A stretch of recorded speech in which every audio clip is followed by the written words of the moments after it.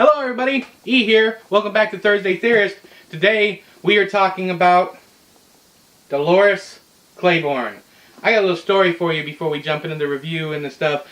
Dolores Claiborne is the very first Stephen King novel I ever read. My mother was... Ooh, this is dusty. Sorry.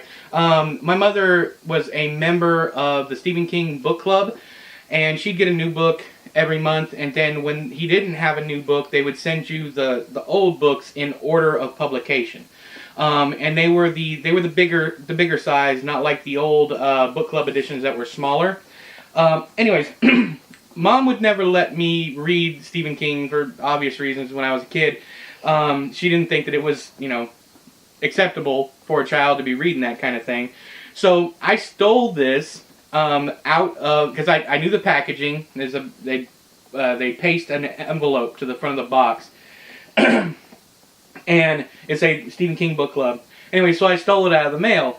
I went to my room, tore it open, got the book out, and I don't think she ever realized that I had got the book. I just ended up putting it on with the other Stephen King books on this shelf. This is my dad holding up one of my mother's. I don't know if you guys can see that. But here's the original collection. None of these books at all survived. And we will talk about that eventually, what happened to the original, my mother and my first collection.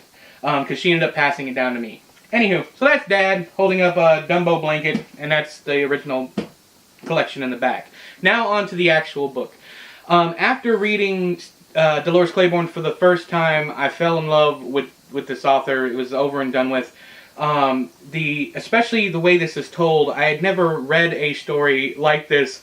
Dolores Claiborne is, of course, a woman who has reached her winter years, and she doesn't give a shit at all whatsoever. And she lets you know it all throughout the book. I love the way it's told, and it's told all in one go. There are no chapters at all whatsoever. It's kind of like Carrie in that way.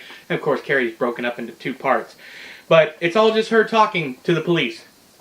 So, how does it tie in to the Dark Tower universe? If you remember the last video when I talked about Gerald's game, I talked about how I thought that during the solar eclipse there's a beamquake. And that's how both Jesse...